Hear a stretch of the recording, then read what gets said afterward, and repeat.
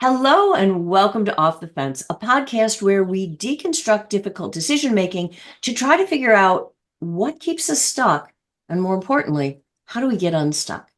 I'm your host, Karen Covey, a former divorce lawyer, mediator, and arbitrator turned coach, author, and entrepreneur. With me today, I am delighted to have Jenny Stevens. And Jenny is a licensed clinical counselor turned personal professional divorce coach, specializing in helping people move through change positively.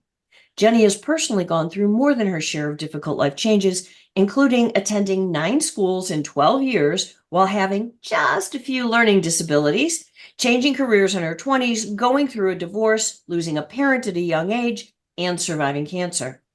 All of those experiences have given Jenny tremendous insight into how change affects your life and how to keep moving forward in spite of what life throws at you. She now helps other people fully realize and design a life they love despite life's many challenges. Jenny, welcome to the show.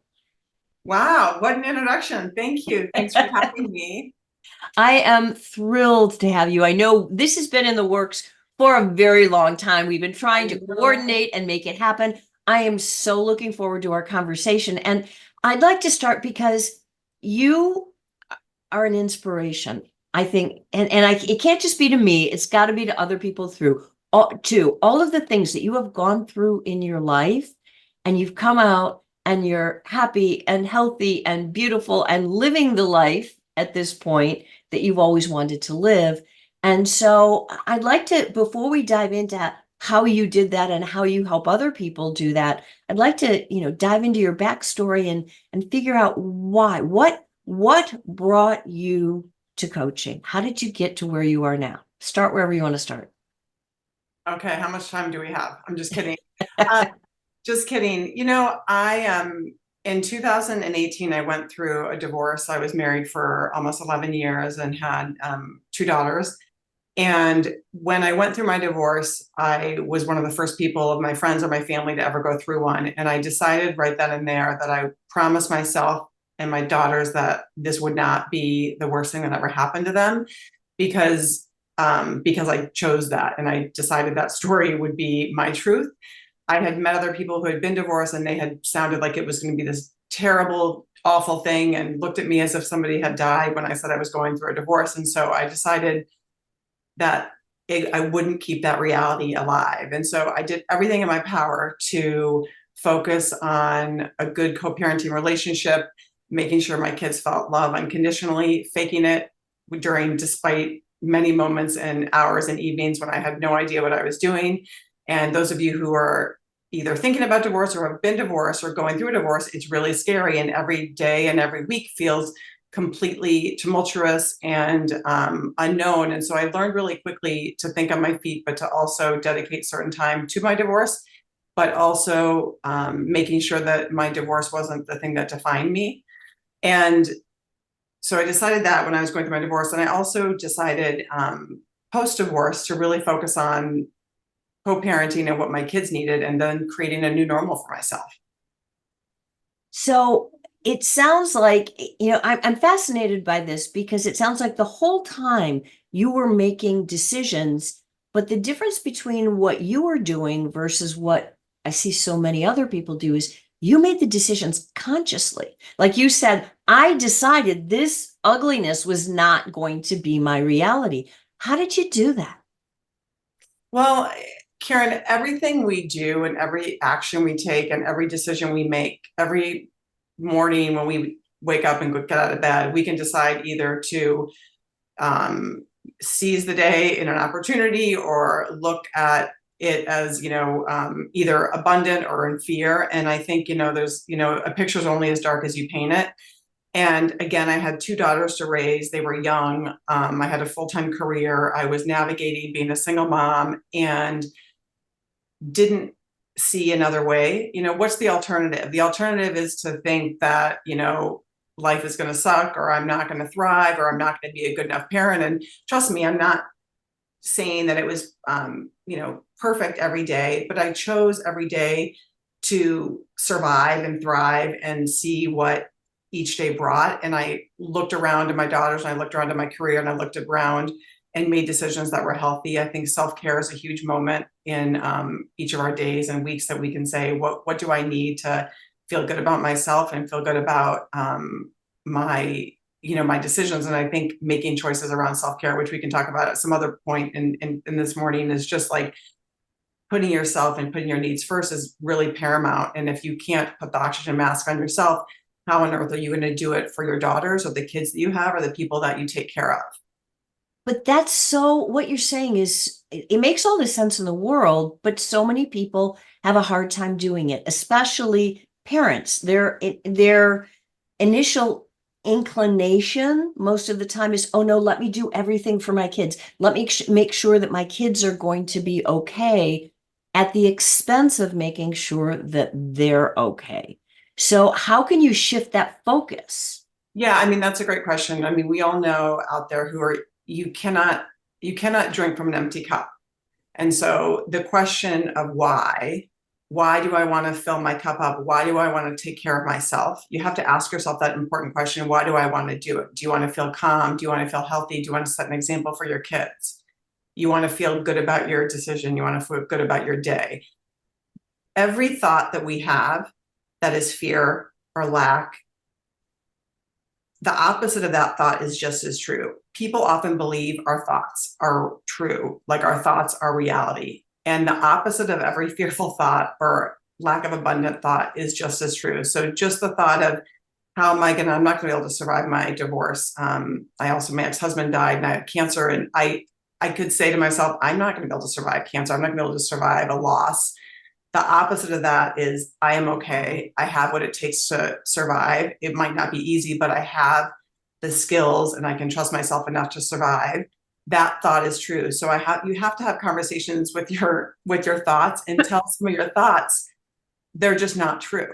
But people often think the fearful, bless you, the fearful thought, and we let those thoughts run out of control and we start believing these untrue thoughts. So you actually have to be aware of those thoughts and have conversations with those thoughts and tell them to, go to HELL or tell them to shut up or put them away.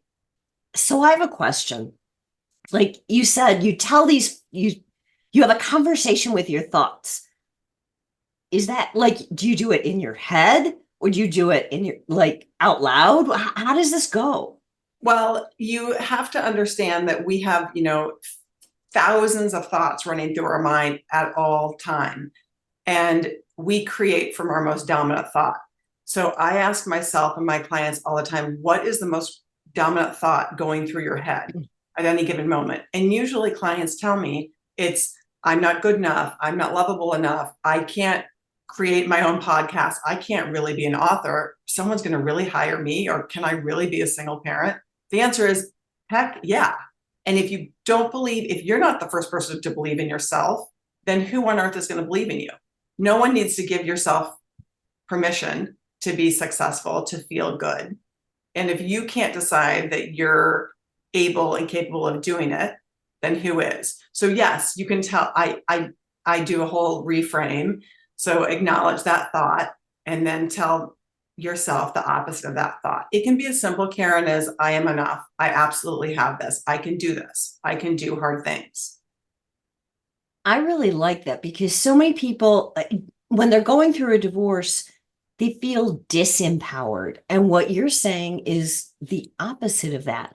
But how do you like, so you're a person, you're facing divorce or cancer or death or loss or whatever, and you have these negative thoughts. What do you just like? How do you say, oh, that's not true? That's not true. Like, what's the difference between denial and pushing something away and choosing to think something positive?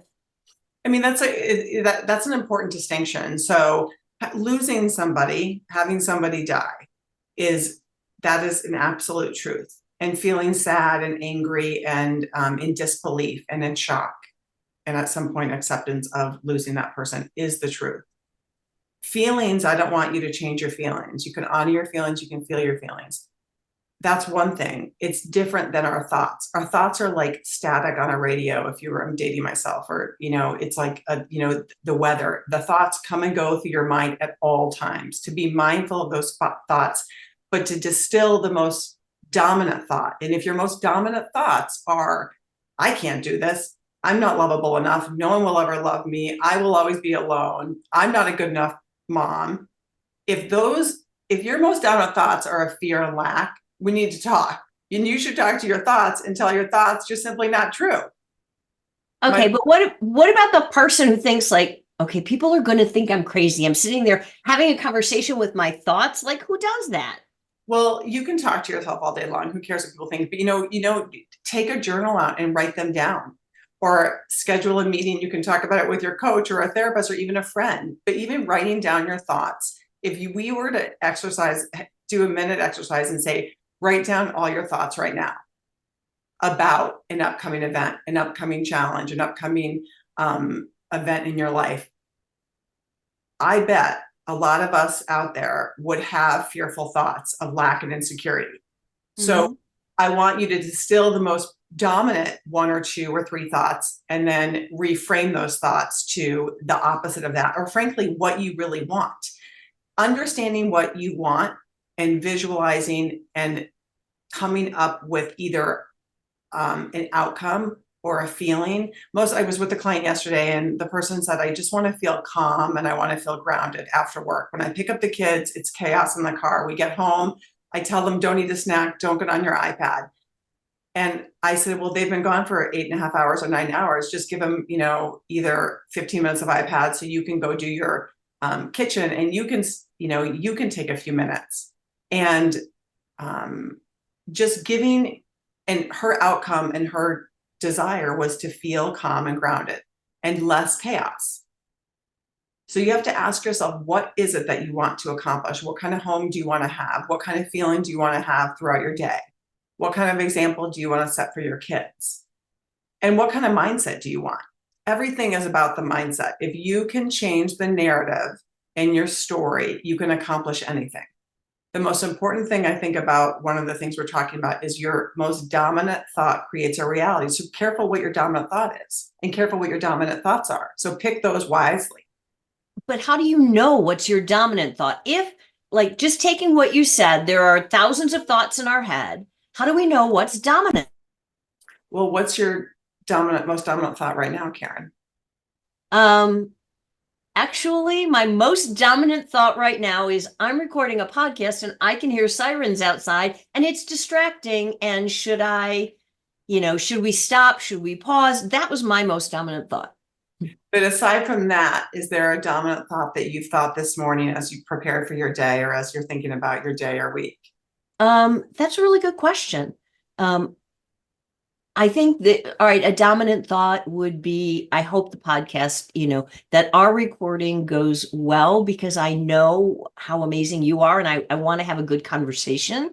So that's a dominant thought. It's like, how can I make this conversation helpful to the biggest number of people? Right. And like, that's a good example of acknowledging what the thought is, but to also, a reframe could be like, it's going to be a great podcast no matter what. It will be an interesting conversation. It doesn't seem like that's like your most dominant thought lately, as of today. But what I was pushing you, or ask your listeners to think about, is if you start writing down your thoughts each morning or in each evening, you will come up with a theme. And if the theme is lack and insecurity or fear, then I would ask everybody to challenge that thought and ask what the opposite thought would be. Or, if I'm not good enough, or am I going to really succeed tomorrow? The opposite of that is, I am enough and I will succeed. And so it sounds like the way to get to your dominant thought, or at least one of the ways that you're suggesting, is like every morning and every evening to write down. What are you writing down? Whatever you're thinking? Are you writing down what you thought about, like, this evening during the past day? How do you do this?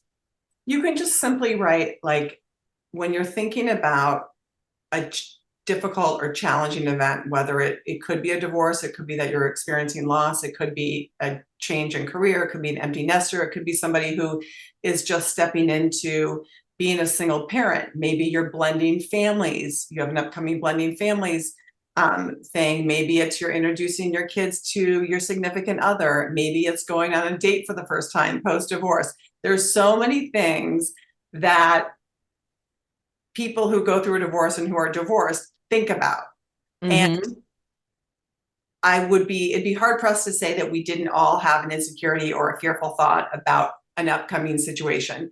So it's really just looking at that thought and changing the story around it. And it could be just as simple as writing down, like, I'm scared about going to my first date, or will my kids hate the person who I am in a really serious relationship with, or, oh my gosh, like I'm got engaged a few months ago and I've been with my partner for over 2.5 years, and we've been really thoughtful about when he and his kids would move in. And I was telling Karen earlier, before we jumped on, how nervous and how ridiculously fearful and how my thoughts were of insecurity and fear and lack for like 3 months before he moved in. And all of it was not true. And I wasn't practicing what I was preaching to my clients. And what I found quite interesting is they moved in 2 weeks ago, and all of my catastrophic thinking and all of my thoughts around it's going to be so bad, and what if my kids don't like it, what if I don't like it, what am I going to do, were only fears. And if we believe our fear and worry and overwhelm, we certainly can predict that that's going to happen, but most of the time 90% of our fear and overwhelm and worry do not happen. And if I could push everybody to think about the fear and overwhelm is something that is there, like I said earlier, they're just thoughts over here. It is not really who you are. They're thoughts, and we can compartmentalize them and know that they are not really who we are. But sometimes we believe these thoughts as our reality. So that's why I push everybody to say, interrogate those thoughts and tell them they're not true, and give them another thought to hang on to. Well, what do you say to the person who says, okay, yeah, I was afraid that, fill in the blank, that something bad was going to happen. And so by just telling myself, oh, it won't happen, like, everything is going to be fine, the date's going to go well, the blending of the families, everything's going to be perfect, everything's going to be perfect, that it's just positive thinking, and that you're actually lying to yourself and it doesn't feel authentic. What would you say to somebody who's like, yeah, I tell myself that stuff, but I don't believe it. It doesn't feel right. Well, it has to be an aligned thought with your ultimate goal or purpose or vision. So I'm not, I'm not this, overly optimistic person. I would say it's something along the lines of is we can do hard things. I will get through this with an ultimate feeling of calm and groundedness. I will be able to handle whatever comes my way. So I'm a big proponent of not handing over our power or peace to a certain situation. And I'm a big proponent of having a really good morning routine. And like I said earlier, in a self-care routine, because if you can feel like you've given yourself what you need to tackle or step into your day, we can handle something of a storm or a challenge or the traffic jam or the kid that gets sick unexpectedly or your flight gets canceled. So I never want people to hand over their peace to a person, a situation, an incident, because it really can, just think about that for a second. We're just going to give our peace away to an incident or a situation or a person. What we have to remember, when people behave or act a certain way, it has to do with them. It's not about us. We take things so personally, and we need to remember that the way somebody is treating you or the way someone is responding has all to do with them. Yeah, that's gold. I mean, that is definitely, if people can take nothing else from this interview, if they can take that away, I think that's huge, because people get into a fight with their spouse, or, they're in the middle of a divorce and they're having trouble with their lawyers, they're having trouble with the judge, they're having trouble with their kids, with the blah, blah, blah, blah, blah. And it all gets internalized, making the situation 1,000 times harder. So, sometimes if you can just stop and say, no, this isn't about me, like my spouse yelling at me right now, that has nothing to do with me. It's whatever triggered them to have the reaction that they're having. I think that's huge. Mhm. Again, we don't need to hand our power, or we don't have to hand our peace over to somebody else. Because if we do, then we are going to feel dysregulated and chaotic all the time. So it's important, especially when we're going through a divorce, Karen, or a really difficult thing and a significant change in our life, to really get, I guess, secure and comfortable with what you need and how you want to feel. You have to ask yourself how you want to feel. Do you want to feel, calm? Do you want to feel less overwhelmed? Do you want to feel happy? So many of us don't do things that make us happy, and then we don't schedule fun. We don't schedule things that could provide laughter or spontaneity. We Okay. don't do that enough. So, but hey, let me play devil's advocate a little bit with you, because I hear this from so many people who say, I can't help it. How am I supposed to be happy? I'm going through a divorce. I'm facing cancer. I've got a loss. I've got all these problems in my life. I can't help how I feel. What would you say to that? Well, again, feelings are important. I think we can help the way we feel. I think somebody who feels, depression is a real thing. I'm very familiar with, depression and anxiety. Many of my clients have had it. I've dealt with it on and off my entire life. There are things that can help us when we're feeling, whether it's, depression, or whether it's anger or disbelief or shock or real sadness, right? And there are things that we can do that are protective factors. And those can be as simple and or as complicated as getting adequate sleep and eating healthy, watching and choosing the people we hang around. We're the combination of the 5 people that we see the most. So choose those 5 friends wisely. And then I throw in, choose your 3 thoughts wisely. Choose those. And then choose how you watch your social media. What do you want to stop doing? If we all stopped for 10 seconds and said, what are the 3 things that if I stop doing, I will feel differently? Well, I'll tell you one thing. I promise most of us out there are saying, I'm going to stop scrolling. What if you stop complaining? What if you actually stop complaining about your ex or the person who disappointed you? Yeah, I think you make such a good point, and we don't think about that. We blame other people for how we feel without taking ownership of the fact that we could focus on something else. We don't have to, our feelings aren't necessarily caused by them.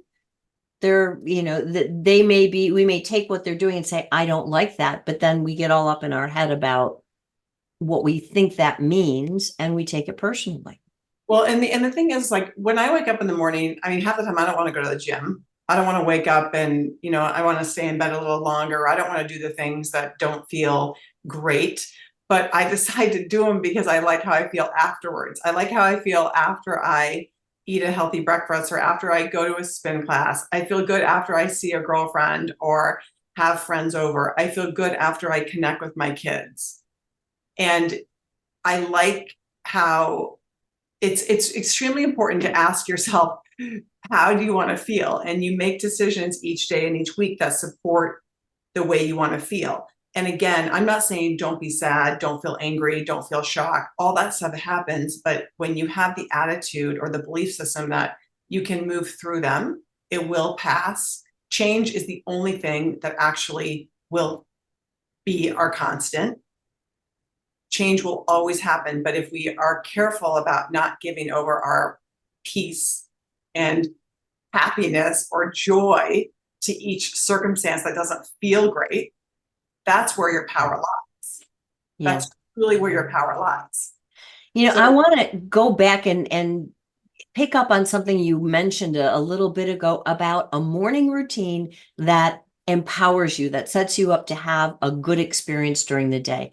What do you mean by that? What kind of morning routine do you have, or would you advocate other people to have? Well, I love this. And if there's one takeaway, this is a really, I think, a great, so here's what I recommend. Waking up and asking yourself before, asking yourself what your non-negotiables are to put you in the best space to have a good day. I know for myself, it is getting 8 hours of sleep. It's moving my body, whether it's taking a class or going for a 20-minute walk. Sometimes it can be longer, sometimes it can be shorter. It's meditating and it's planning my day out. And maybe I allocate 30 minutes, between 20 and 40 minutes each morning, most mornings, to prime myself to have a good day. And I know the mornings I don't do it, I feel a little wonky, but I know that when I do give back to myself and fill my cup up and just having some of the time to, I mean, physical activity is huge and we don't do enough of it. We sit behind the Zoom, we sit behind our desk, and just getting up and walking outside for 15 minutes and getting that fresh air is really important. So, like I said, it's having some physical activity, having some meditation, time to yourself, looking at your day and writing down 3 things that you must get done or that you really want to get done. I have lists that go on to 10 and 15 and 20 things. And I say to myself, here are the top 3 things I need to get done today. And if I get more done, that's fantastic. But don't set yourself up for success. And we make appointments with our clients all day long. We make appointments for our kids. We make appointments for our house, our lawn, our car. And everyone out there should start putting themselves as an appointment. So my kids know, my fiance knows that I have a date with myself at 6:30 or 7. Sometimes it can't be until 8 a.m. But I do that, and I don't let most things get in the way of that. That's amazing. What would you say? All right, so that's your morning routine. Do you also have a similar evening routine that kind of brings you back, grounds you, gets you ready for that good night's sleep? The only thing, and I don't want us to, get to, I don't want you to walk away from today's podcast thinking, oh, I have so much to do. Jenny Stevens said you have to do this and this, and this. I'm not saying that. I'm saying let's simplify our lives and making an appointment with yourself each morning. And it could be between 6 a.m. and maybe it's 11 a.m. At night, the only thing I do is I do a gratitude journal. I like to do a dump my day, and some of it can be what happened, this happened, and then I dump it because I want the journal to keep it. I don't want it to sit in my head all night. And then I write at least 3 to 10 things that I'm grateful for. And gratitude is something that people talk about a lot. It's catchy, but I know for a fact that the more we look at gratitude, the more things that we are grateful for, even hard things. Even me getting breast cancer 2 years ago, a week after my ex-husband died, and 3 months before my mom went into hospice and died. I am grateful that I had breast cancer, that I went through 2 failed lumpectomies, a double mastectomy, because it took me to have cancer and losing 2 loved ones in a 6-month period to realize that life is not waiting for me. If I don't jump into the things that I want to do, accomplish the things I want to do, write my book, start my own business, there's no other time to do it. It took me 48 years to figure this out. And I'm asking everyone out there not to wait for a divorce, not wait for somebody dying. Don't wait for a cancer diagnosis to do the stuff you want to do. Life is really, really, really short. Yeah. And if you wake up and say, like, write a bad book, have a bad workout, just have a bad morning routine, just prioritize yourself in some way. And we are a combination of our daily habits and patterns, thoughts, or the combination of it. So, again, design your life, design your day the way you want it. And it doesn't have to be complicated. We're talking a lot about different things and mindset and morning routine and how we approach different situations. It's beautiful to see where you are, and after everything that you've been through, that you could get yourself into such a positive place, such an empowered place. But if you could take yourself back to that time period, I mean, that sounds pretty horrific. I mean, losing your ex-husband, your mother, and getting cancer all within a 6-month period. How did you deal with that then? Yeah, I mean, it's even hard for me to think about. And when you say those things outside of me listening to it, it's like, I tear up because I don't actually know how I did it, but something in me, Karen, the day I learned that my ex-husband died and the day I learned that my cancer diagnosis, I didn't have time to think about if I was going to survive this or how I was going to do it. I had to think about what I needed to get done that day and how I could be there for my kids. I knew that I didn't want to feel, I didn't want them to see me. I didn't want to fall. Like, here's the thing, I didn't want to collapse and feel like completely helpless and not be there for them. So I think having my kids really kept me focused because, 10 and 11-year-olds don't want their day and their week disrupted because of their mom's diagnosis. And I just chose right then and there that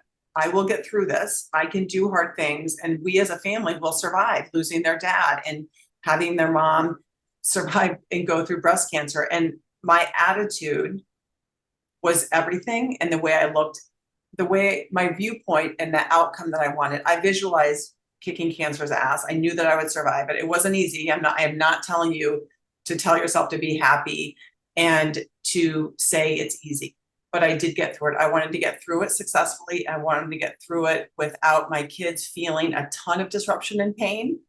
And I wanted to be mindful of their loss and them losing their dad.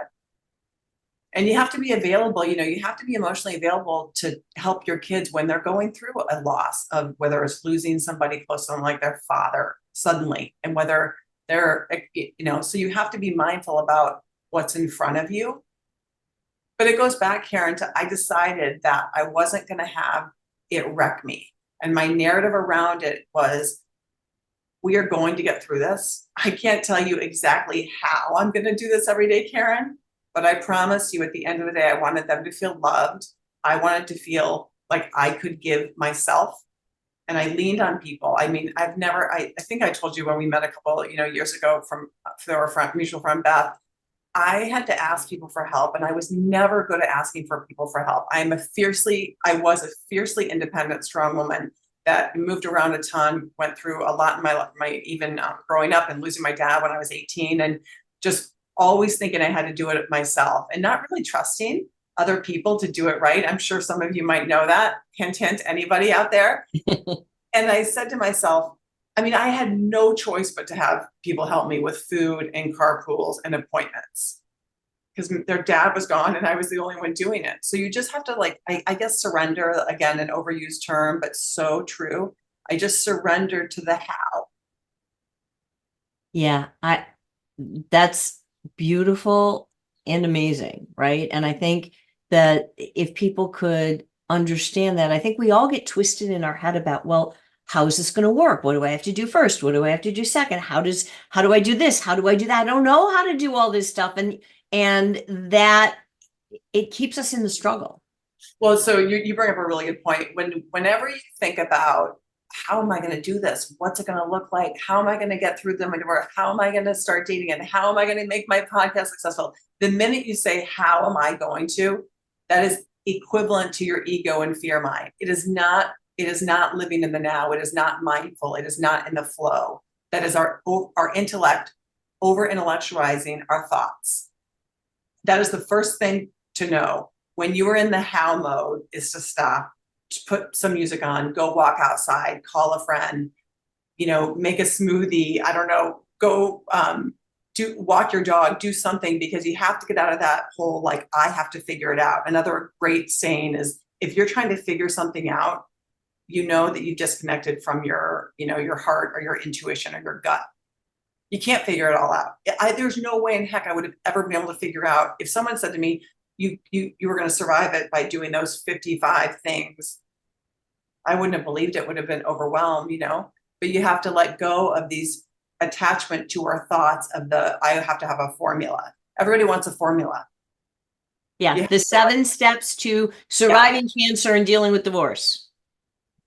And I'd say there aren't 7 steps. The 7 steps are: take really good care of yourself, be as mindful as possible, stop doing the things that don't make you feel good, and create a joy list, and lean into the things that you love to do. What was that last part? Create a joy list? What's Yeah, that? so like happy, happy is again a little, I think it's a little, sunshiny for me. I like to do things that make me feel joy, because feeling joy is the opposite of, so I think, up until a little bit ago, I didn't feel enough joy or do enough things that created um, joy or fun in my life, because of the struggle, because of the cancer, because of the deaths in my family. And so to make those things sweeter, I have now really prioritized. And a lot of it's like, for me, it's like playing music, it's like putting music on loud in the house and having just it in the background. It could be putting my phone down and asking my kids what they want to do. And half the time I don't really want to do it, but I do it because they want to show me something, and I've let my ego go, and I'm, focused on what they want. So many times we are with people, but we're really not with people. Our heads are somewhere else, Karen. Yep. We're looking at our phones. We're like looking at the clock. It's time for dinner. Did we do the laundry? Did I call my, friend back? Did I take the dog out? And what if you said to yourself, like, I'm a big proponent of family dinners, big proponent of family dinners, put the phones away. And I say it's 15 minutes of your life, and just give me 15 minutes of your day, and having, just having nothing planned. So, some of the things that bring me joy are for me, it's that morning routine. It's having music on a lot. I love fresh flowers. I love having my friends over when I can. So I make sure that I schedule something at least once a week or every 10 days, whether it's socializing or a girls' night or having friends over. And it's connecting with my kids and my partner. And so I do that by having a family dinner or putting the music on, and I ask them what they want to do, and I do it. Even if I don't like to do it, you have to do it. Yeah, I can so relate to that. And I am totally on the same page with you. When my kids were younger, I mean, we had family dinner every single night. And sometimes, because I was working, my husband was working, we come home, like, family dinner might have been at 9 o'clock at night, but Sure. we had family dinner, right? You can have snacks before dinner. I don't care if you eat 2 bites, if you're not even hungry, but that wasn't the point of the exercise, right? But And you yeah. wanted that. You wanted to have a family dinner and a connection. So even when you're, you that was a priority of yours, and you made that happen, have hell or high water. Yep, absolutely. And so I think what you're illustrating, I mean, not just by your what we're talking about here, but by what you've lived for, and what people can take from this is that to follow your joy, to decide what kind of life do you want to have. You don't have to have how are you going to create it all figured out right before you even start, but to have that vision. I mean, I think we've come full circle to when you said, I decided that this was not, my divorce was not going to define me, that this wasn't going to be horrible. And it seems like you kind of done that all the way along. Yes, yes. And the divorce coaching thing, when I did the collaborative law process, which assigns you have to pick a financial neutral and a divorce coach, and each of your attorneys are trained in collab. And the divorce coach that we had was a therapist like me, but I thought, oh my gosh, at the end of this, I can do what he can do. And I really have felt like, my best friend said to me, Jenny, you were meant to be divorced. And I said, I know I was. I was like, I didn't like that statement for about 45 seconds. And then like a couple minutes went by, and I was like, oh, I was, because I can help couples and our individuals navigate divorce in a different way. And this, Karen, also as a divorce coach, is that, it's a really wonky, fearful, scary road. And you have to have people that have gone through it or know enough about it to guide you, because 90% of divorce is emotion. And if we know and can accept that 90% of divorce is emotion, then we better know how to make decisions or help distill the emotions while we use 10% of our head to make the decisions in a rational, non-emotional way. Yep. 100%. I always tell people, it's like, you've got to, step number one is dealing with how you feel.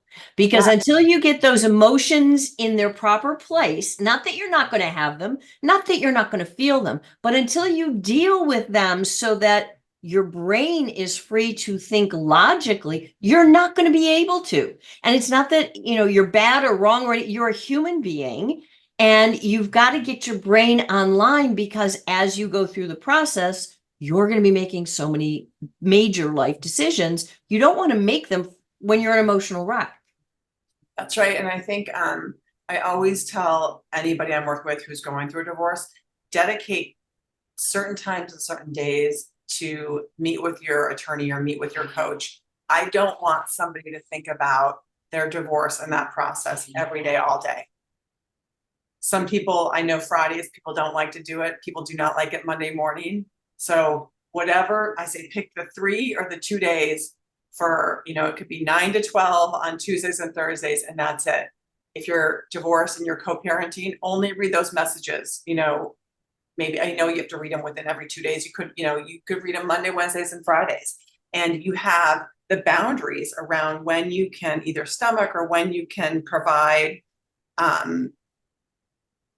write the messages back from your better self, not from here's, when we are mad and our amygdala is hijacked and all we can think about is, how mad I am and oh my gosh, that's when you don't read the message, or at least don't write a message back. That's why I think setting certain days and times is really important. Yeah.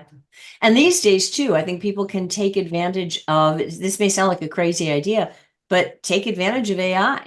For example, Right. In the Our Family Wizard, which is a co-parenting app, they have a tonometer, right? And it will help you if you write a text or an email to your spouse and it's a little bit strong, shall we say, that the tonometer will say, oh, this is a little angry sounding. You could rephrase or blah blah blah. You could, even without the app, you could throw into Chat GPT what's the emotion that you get from this paragraph or sentence or whatever you were going to write, and how can I write it in a more neutral tone? Yeah, and then we, go back to what Bill Eddy taught us about the, BIF. Keep it brief, informative, friendly, and firm. Yep. Just a few sentences. Yeah. But Jenny, this has been an amazing conversation. We have gone all over the boards here, and I kind of had a feeling we would, but this has been so helpful. If people are interested, if they want to work with you, where can they find you? Absolutely. Well, so jennystevenscoach.com, or my Instagram is Jenny, Jenny Stevens Coach. Okay. So I will link to all of that in the show notes so people can find you. If they find this podcast, if they find the video, they'll be able to find you wherever you are. You can't hide. Well, Karen, thank you so much. It's been awesome getting to know you these last few years, and I love your podcast and I love what you do, and it's an honor to be here. I am thrilled to have you. And so for those of you listening, if you liked today's episode, if you like what you heard, if you liked what you see, give this a thumbs up, like, subscribe, and I look forward to seeing you again next time.